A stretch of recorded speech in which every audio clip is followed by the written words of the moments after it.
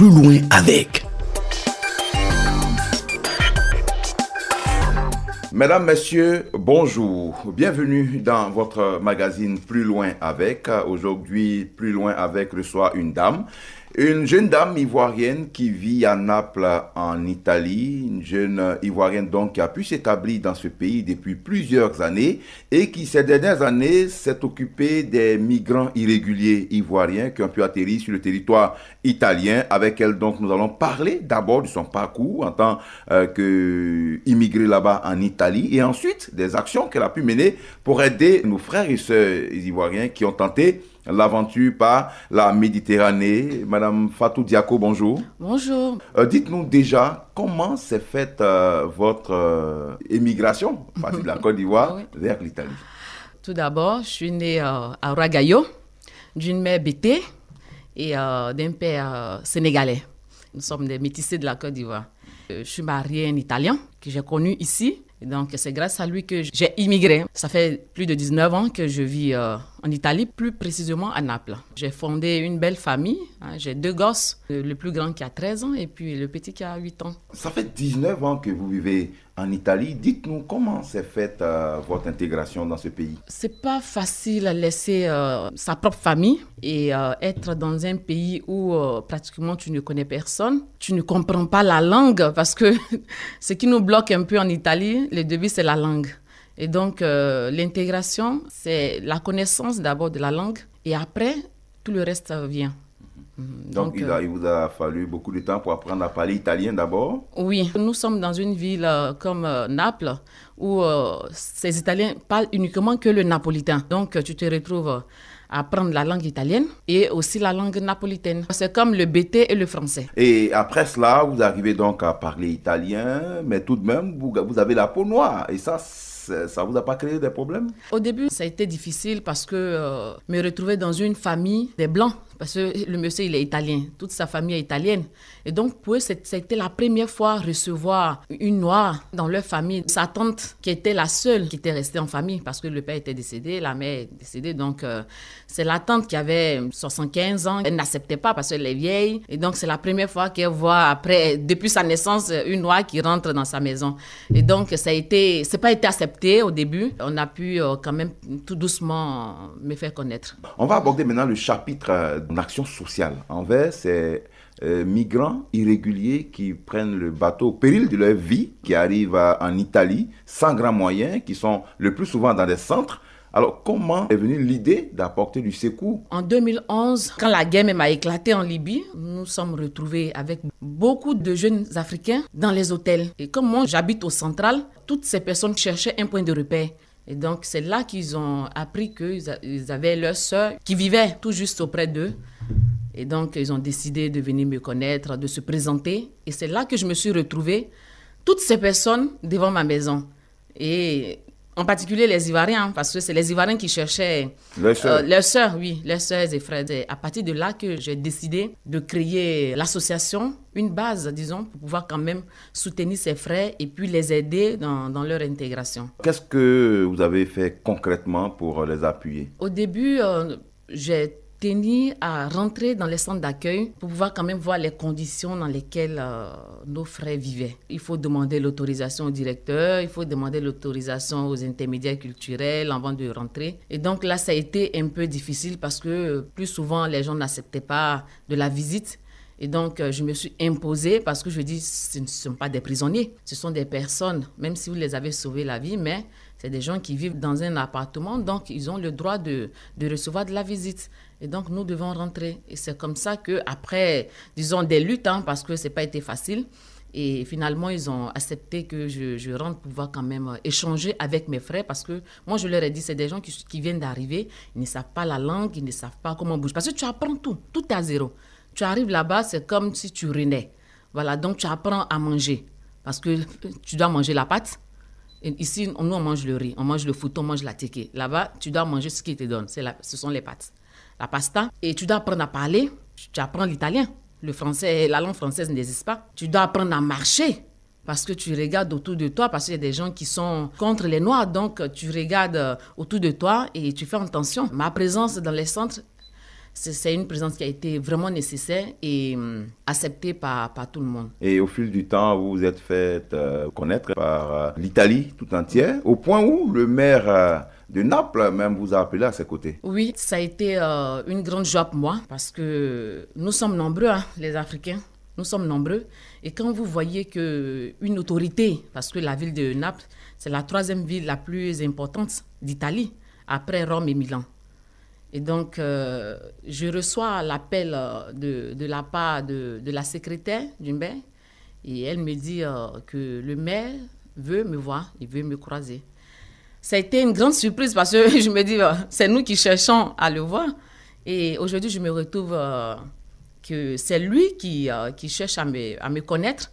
Ça a été un réel plaisir. Je suis partie dans son bureau et il m'a félicité. Il a dit que je suis une femme très courageuse et je suis un exemple d'intégration, un exemple d'échange culturel parce que je représente fortement la Côte d'Ivoire dans notre région, la région Campanie. Campania, comme on dit en italien, parce que je fais la promotion de la culture ivoirienne sur le territoire. Et je parle beaucoup aussi de la culture napolitaine, parce que quand je me déplace, je vais à Rome ou je vais à Milan, je parle de Naples et de la Côte d'Ivoire. Et donc, le monsieur, il m'a beaucoup félicité pour ce que je fais et surtout pour la promotion de la culture que je fais dans le monde. Et donc, il a dit, bon, je te nomme coordinatrice nationale chargée d'immigration dans son parti politique.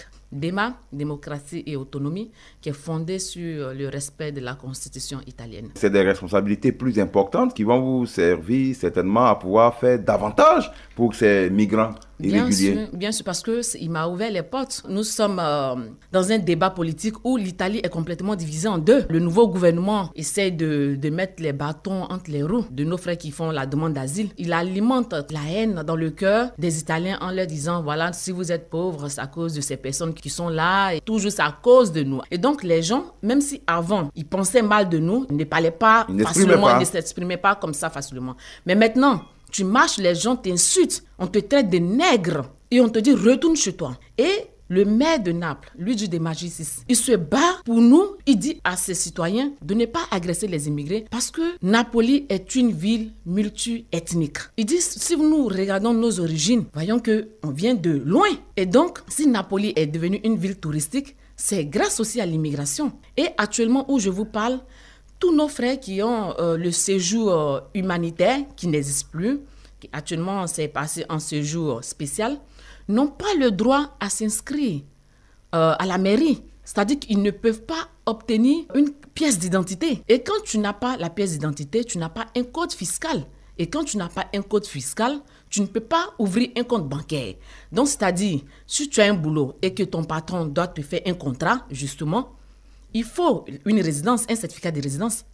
Il faut l'ouverture d'un compte bancaire. Donc, c'est pour vous dire que auprès du séjour, il faut l'inscription à la mairie pour que tu puisses obtenir une pièce d'identité et puis faire ton code fiscal pour ouvrir. Donc, tout tourne autour de la mairie. Le nouveau ministre a interdit à toutes les mairies d'Italie de faire inscrire nos frères avec un séjour humanitaire ou le séjour spécial. Et donc, le maire de Naples a dit non, ça n'existe pas parce que des gens qui vivent sur notre territoire ont le droit d'être enregistrés parce que si quelqu'un commet un délit, il faudrait qu'on sache où il habite.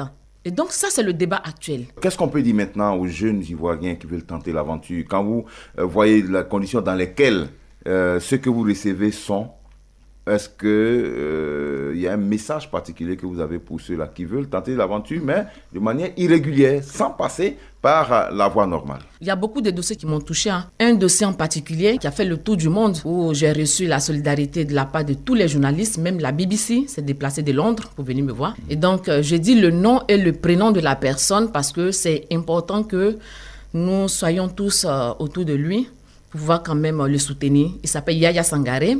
Il est arrivé irrégulièrement avec toute sa famille à la Méditerranée. Mais malheureusement, ils sont tous restés en mer. Il a sa fille de 4 ans, Déborah. Elle a été la seule à survivre de cette tragédie. Quand ils sont arrivés, il a été transféré à Naples parce qu'ils arrivent à Lampedusa et puis on les emmène dans d'autres villes. Et donc, il est arrivé à Napoli. Il a survécu aussi, lui? Oui, lui, il a survécu avec sa fille. Sa fille. Mais ses 3 enfants, sa femme plus son frère, ils sont tous restés en mer Ils ont tous disparu. Et donc, c'est la petite qu'il avait dans sa main qui a survécu. Et donc, quand ils sont arrivés, quand on les a transférés à Naples, il allait au central parce que tu arrives au central, là, c'est devenu le quartier des Ivoiriens parce que moi, j'appelle tous les Abobolais, les Anyamane, ils sont tous là-bas. Et donc, ils arrivent, ils se reconnaissent entre eux rapidement. Donc, il a expliqué sa situation à ses amis et on lui a dit, écoute, nous avons une sœur qui est notre maman parce que quand tu arrives à l'étranger, tu es un orphelin, tu n'as pas le père, tu n'as pas la mère. Donc, là-bas, nous sommes des orphelins. Et donc, je suis la sœur et la mère de tous ses frères. Et donc, il est arrivé chez moi, au bureau, et il m'a expliqué qu'il vient d'arriver, mais il a perdu toute sa famille en mer. Mais il ne sait pas où cette famille a été enterrée. Parce que même si tu reconnais le corps de ta famille, les corps sont codés, hein, mais le jour de l'enterrement, les gens ne te considèrent pas parce que tu es immigré, tu es irrégulier. Donc, on enterre ta famille sans même te faire parvenir ou te faire savoir quelque chose. Donc, quand il m'a dit ça, il a dit, bon Fatou, je veux au moins savoir où ils ont été enterrés. Et donc, j'ai appelé mon avocat, Elvira Scanapié, ça fait plus de 6 ans qu'elle s'occupe de l'association. Et nous avons écrit à toutes les préfectures d'Italie pour voir où ces corps ont été enterrés. Et c'est la préfecture de Napoli qui nous a appelés pour dire, il y a Palerme qui a répondu à la préfecture de Naples en leur disant que la famille a été enterrée à Palerme. Même on a été reçus par l'ambassadeur Saracino, l'ambassadeur de la Côte d'Ivoire à Rome, qui a été touché de cette histoire. Donc, elle a reçu la famille Sangaré, la petite et son père. On s'est mis tous à disposition. Hein. Elle a appelé le consul ivoirien de Palerme pour qu'il puisse quand même nous recevoir aussi. Donc, ça a été une collaboration très forte. Et nous sommes partis à Palerme. On a été reçus par le président Kobena et Padre Élysée, mon père Élysée. Ce sont des Ivoiriens. Et donc, ils nous accompagnaient sur les tombes. Nous avons trouvé les tombes. Et donc, on a fait une belle prière. Et puis, nous avons déposé des bouquets de fleurs. C'est un dénouement heureux quand même, oui, malgré la douleur qu'il a dû endurer. Malgré la douleur, mais bon, je continue parce que la petite, c'est notre fille, c'est la fille de tous les Ivoiriens.